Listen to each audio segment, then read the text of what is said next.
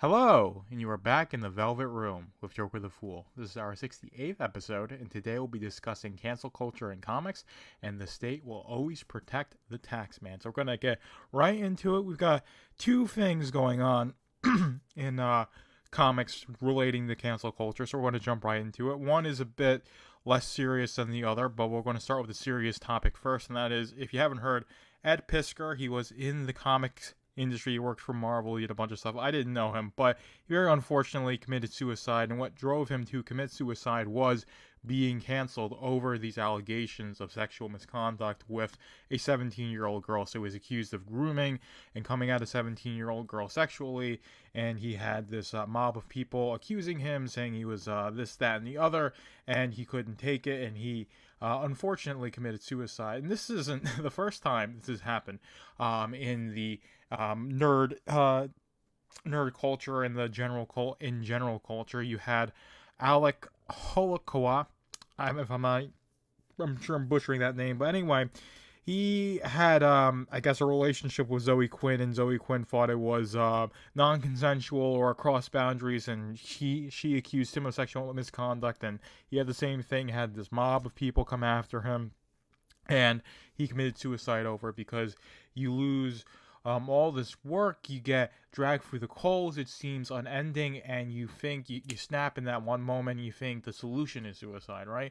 And that's what happens with a lot of people who commit suicide, is that you have this one thing that happens, and it pushes you over the edge. Now, is this to say that it was the only thing he was going through? I'm sure I'm sure there were other things in his life that pushed him to do this, both people involved, but we're talking about Ed Piskor. But the fact that he was pushed over the edge by these people is definitely a deplorable thing. And you've got people who think like, well, when someone kills themselves or a suicide happens, this will get people to stop. No, it emboldens the people who do this because it makes them feel more powerful. It gives them like we can make people do, what we want. We can ruin and destroy people's lives. And the only remorse that you feel is that you can't do it to more people, that it didn't happen sooner, right?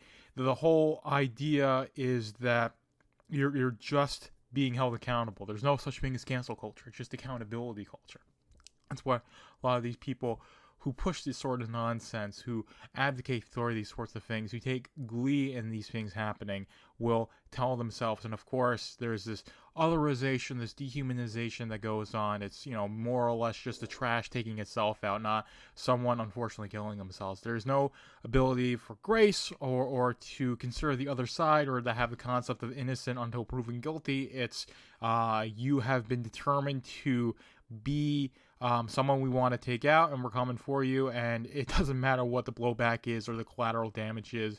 That's just what's going to happen. And I do think more stuff like this is going to happen, because the people who do this, who go on the Whisper networks, who run these sorts of things, when they heard about this, to my knowledge, there's no remorse or regret or like, oh, we took this too far. It's like I said, you get emboldened, you feel more powerful, you get off on doing these sorts of things. So I think until there's this big cultural pushback against cancel culture, more so than there already has been, is when we'll see this turn the tide, when they try and do this sort of stuff and people are like, it's not really something I meaningfully care about.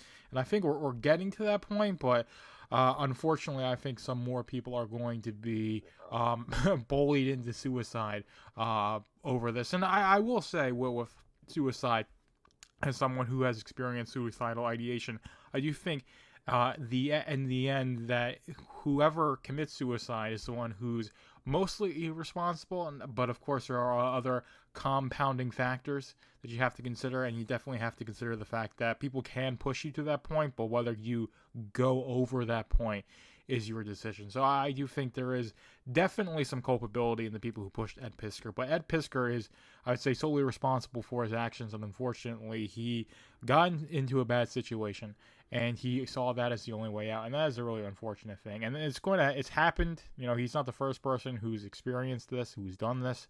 Like I said, there was a game developer, Alec Holocaust, was accused by Zoe Quinn, did the same thing. I talked about August Ames on a previous episode of this podcast, who got canceled, and she committed suicide, unfortunately. So this is something that has happened, and I do think this is something that's going to continue to happen.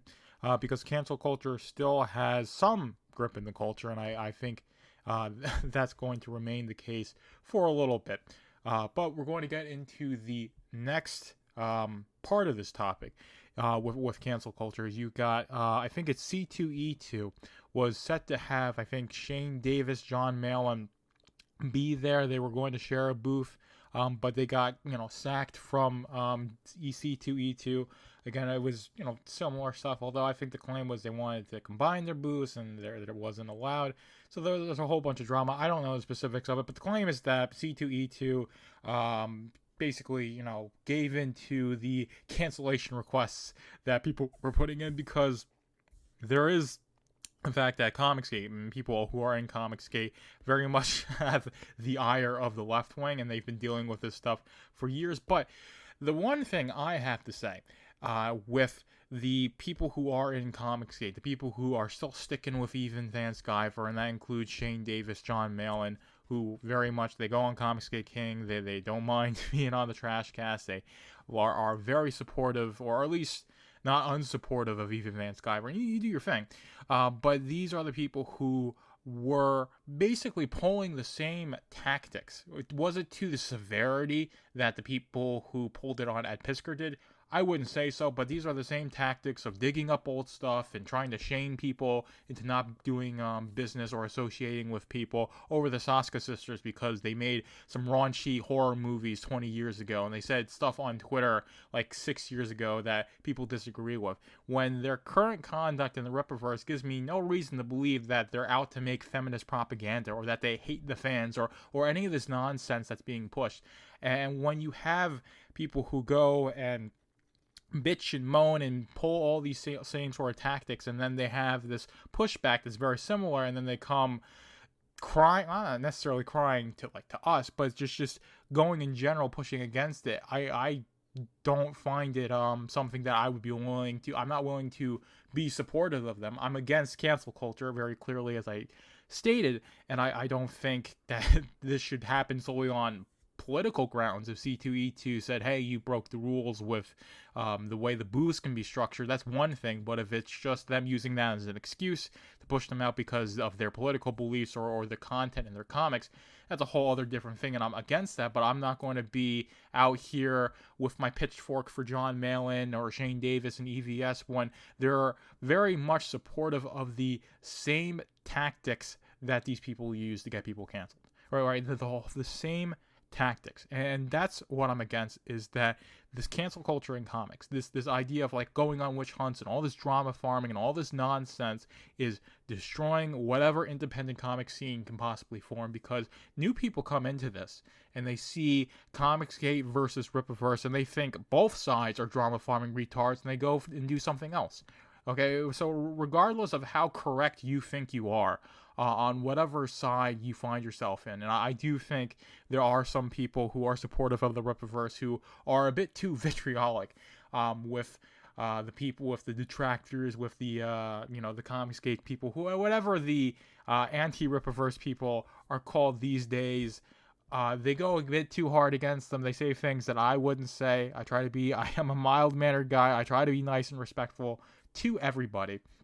But some people do take it too far. But you certainly have had a lot of people on the anti-Rippaverse side of things be just as mean, vitriolic, and their criticisms of the Rippaverse aren't even like rooted in what the actual content is. They don't understand the content completely, and their criticisms don't make a lot of sense. Of course, that's not everybody. Some people have more understanding than others and all these sorts of things, but a lot of it is just really dumb, and it pushes people away from engaging with the comic book industry, mainstream or especially independent.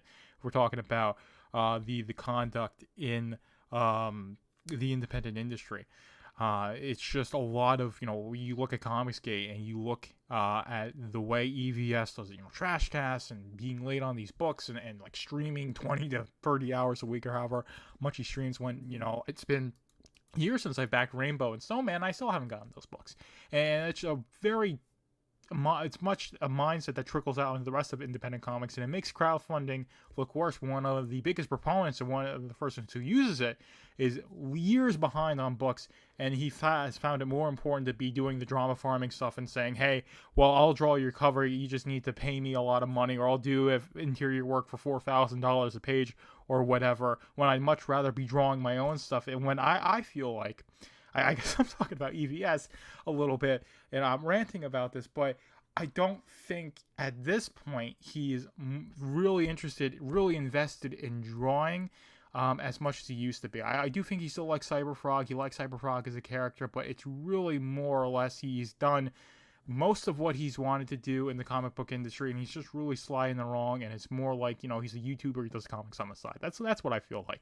And if you want to do that, that's fine. It's just you're not going to have all Caps Comics be a meaningful brand, and it's just going to make the rest of the comic book industry, independent, and maybe even mainstream a little bit, look worse, because you're more interested in this drama farming, cancel culture nonsense than actually making a good book and getting it out to the people. But I have ranted on for 10 minutes about this topic, and that's usually around the length of a whole podcast, and I got a whole other topic to get to. So if you stuck with me for that rant, thank you. Like, comment, and subscribe. We're going into the next topic, and this is an article from Evolve News. Supreme Court declines to review whistleblower allegations of IRS misconduct. The Supreme Court has chosen not to review the dismissal of a lawsuit brought forth by three whistleblowers alleging that the IRS failed to investigate their assertion that institutional mortgage lenders were not adhering to regulations. So this is a very interesting thing to me. So apparently the IRS has regulations for these institutional mortgage backers. They weren't following it. Very similar to 2008. If you know about the 2008 financial crisis, these mortgage-backed securities, them not being at all solvent, is what caused this collapse of the economy. One that a lot of people argue we're still recovering from. And basically, whistleblowers saying, hey, these institutional mortgage lenders aren't following your rules, right? And the IRS knows about it.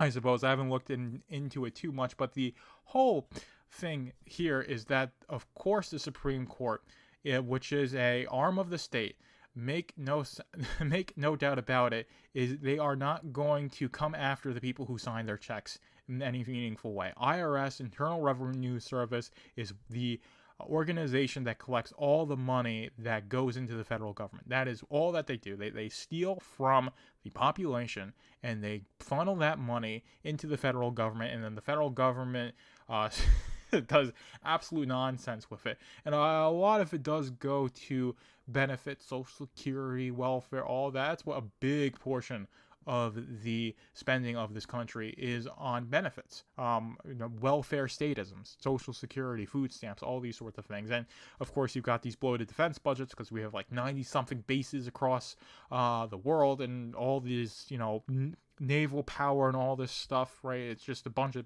ridiculous dick swinging at this point that was barely something we needed to do when it was more relevant to do so, and it's even less relevant now, and it just creates more freaking problems.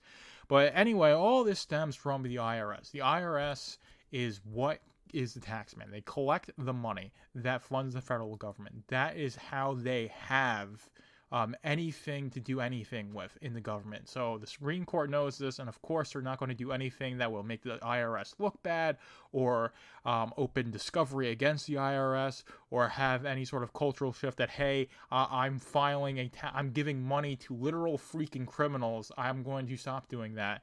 Because if you have even a 1% drop off in compliance of people who pay the IRS, the whole system collapses. But it's very hard to not pay your taxes because of, in this country, if you're a W-2 employee, it gets taken out automatically. You've got this whole paper trail with everything being electronicized. So computerized, better term for it. So I don't necessarily blame people or say people need to stop paying their taxes, which if you can do that and you can get your tax bill to zero, I would suggest that you do that. But at least go to the first step and realize that taxation doesn't benefit you. It's not a net positive in your life. It's not a net positive for humanity that taxation exists and the state exists, right? That's the anarcho-capitalist perspective, and I encourage you to have that. You can read Anatomy of the State. You can go to Mises, I believe. Read up on the libertarian philosophy if you want to get into the nuts and bolts of it. But the whole thing is that the IRS is a criminal institution and the other criminals are protecting them. This is why the Supreme Court refused to hear this case, because they don't want it to come out that the IRS is doing a bunch of dirty stuff. The fact that you've got people who work in the IRS who don't pay taxes because they're the ones who would have to make them pay. And of course they're not going to, do that. It's self-interest. And when you're at the top, you use the power to enrich yourself. So it's just very, very clear to me that the entire state is criminals and they run a racket. And the people who are instrumental in making sure the racket actually happens, the IRS, in terms of getting the money from the people and funneling it into the rest of the federal government, they're going to be protected at the end of the day. And that's what I want you to remember and be aware of. But with that, ranted on long enough. I hope you enjoyed this one, and Joker is out. Thank you for being in the Velvet Room with Joker the Fool. Be sure to like, comment, and subscribe whether you're listening on YouTube, Rumble, Odyssey, or Substack. And be sure to subscribe to my Substack, velvetroompublishing.substack.com, to keep up with Machine to Man and all my other projects.